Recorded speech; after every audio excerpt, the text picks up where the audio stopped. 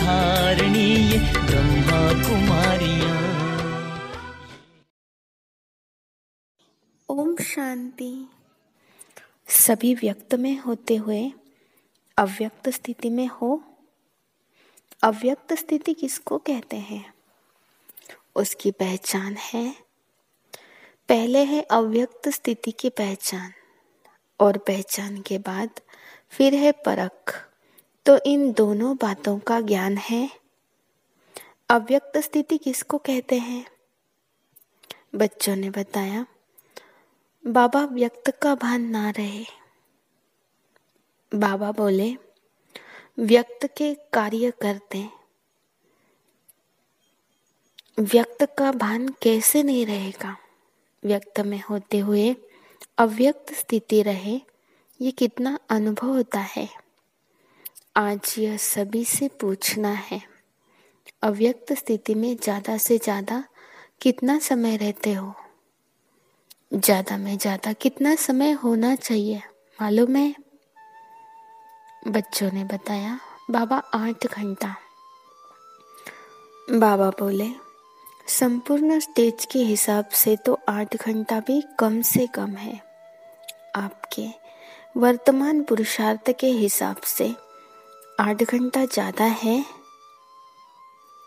कोई ने भी हाथ नहीं उठाया। अच्छा, जो 6 घंटे तक पहुँचे वो हाथ उठाए, फिर भी कोई नहीं उठा रहा।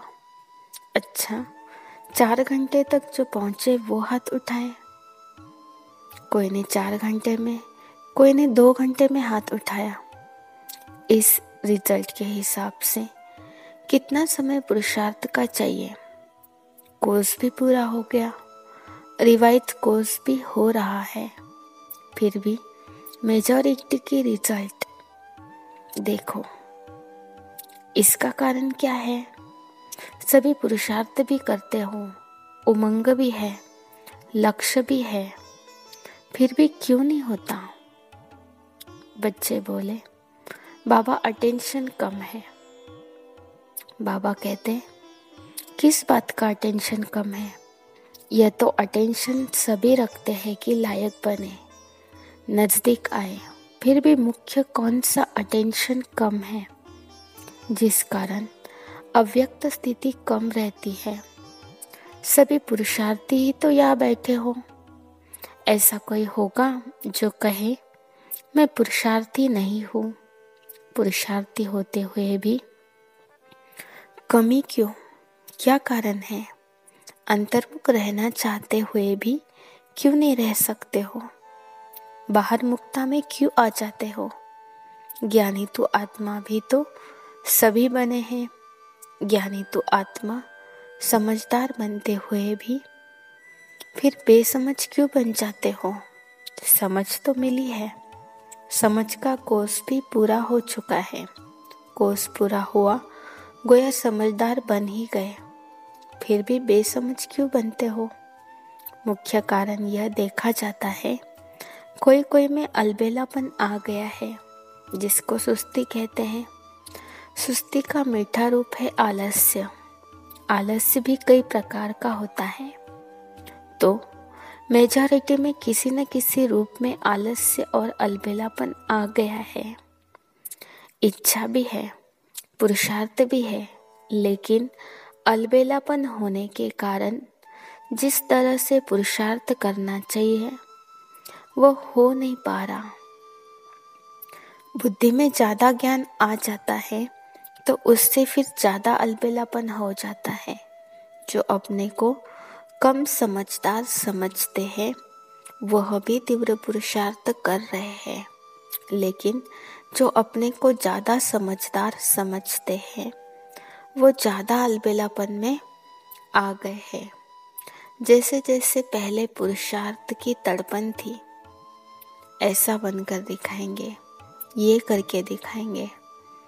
अभी वो तड़पन खत्म हो गई है, तृप्ति हो गई है, अपने आप से तृप्त हो गए हैं। ज्ञान तो समझ लिया, सर्विस तो कर ही रहे हैं, चल ही रहे हैं।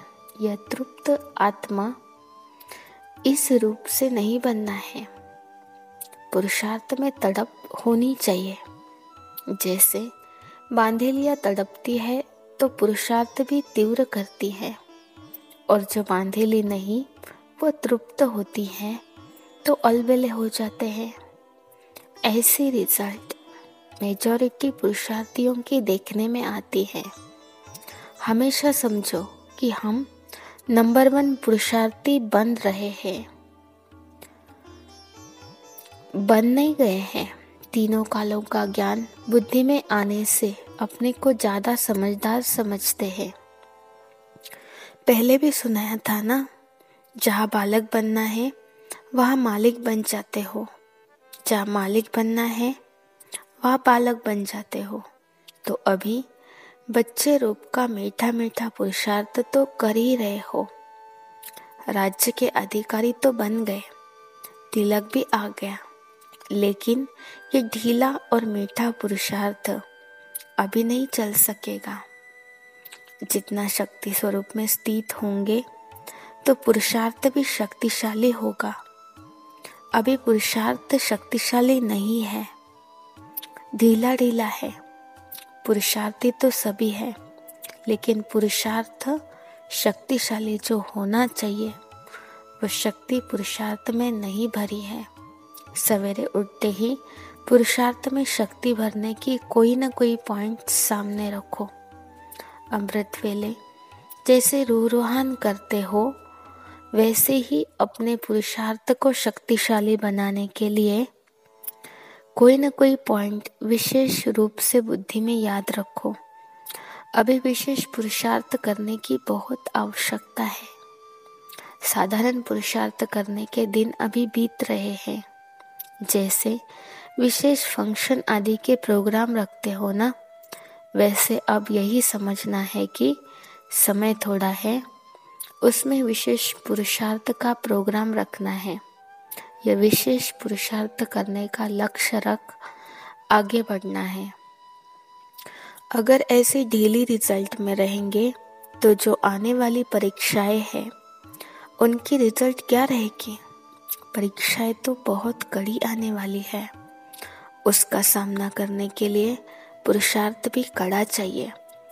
अगर पुरुषार्थ साधारण और परीक्षा कड़ी तो रिजल्ट क्या होगी?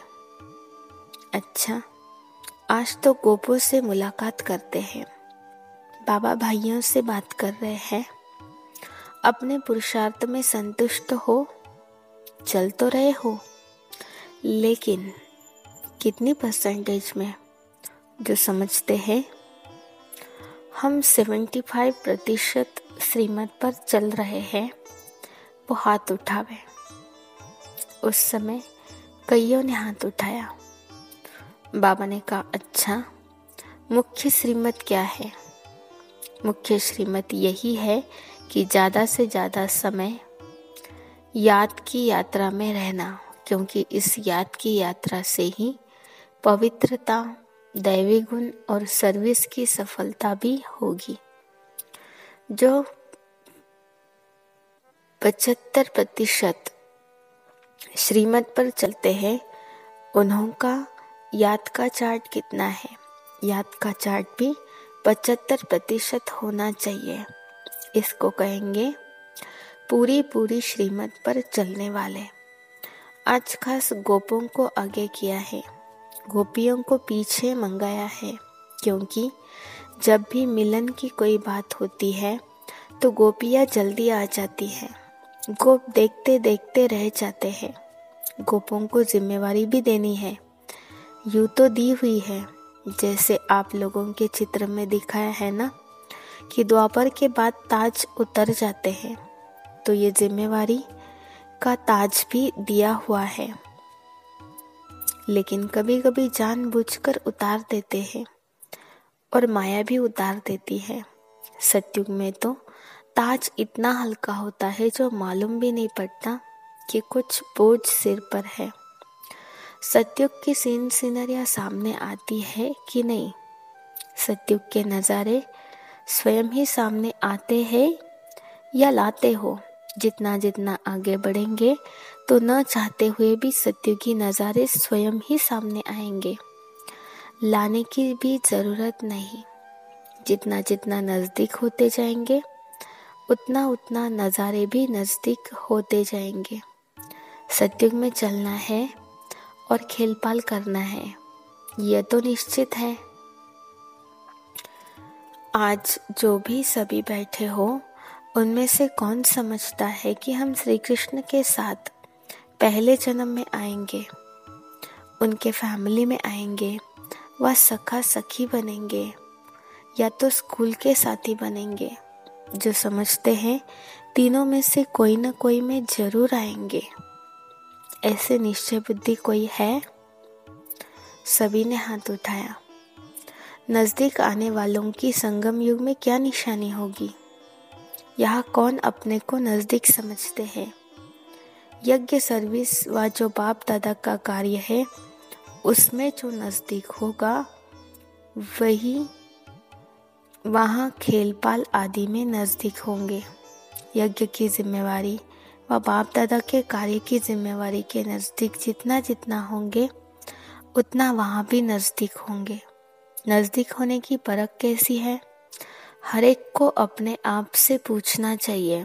जितना बुद्धि, जितना तन मन धन और जितना समय लौकिक जिम्मेवारियों में देते हो उतना ही इस तरफ भी देते हो? इस तरफ ज़्यादा देना चाहिए।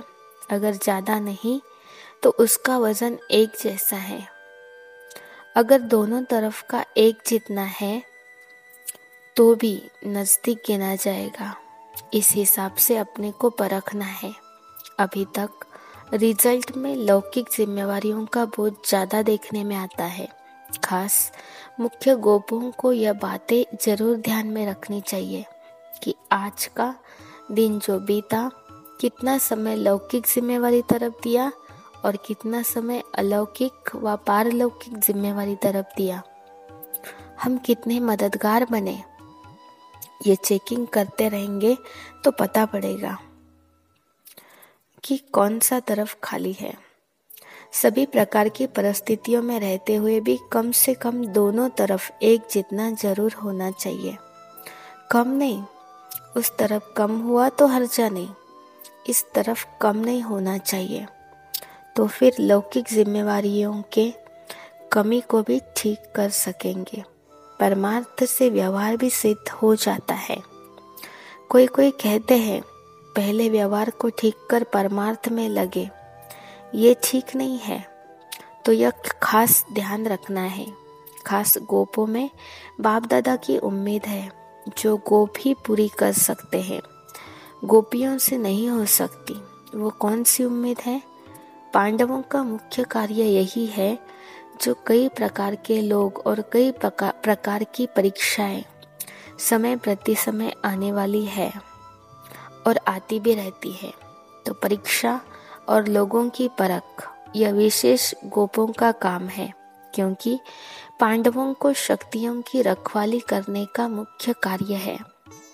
शक्तियों का काम है तीर लगाना, लेकिन हर प्रकार की परीक्षा और लोगों को परखना और शक्तियों की रखवाली करना पांडवों का काम है। इतनी जिम्मेवारी उठा सकते हो कि शक्तियों की रखवाली की आपको जरूरत है, लेकिन पांडवों को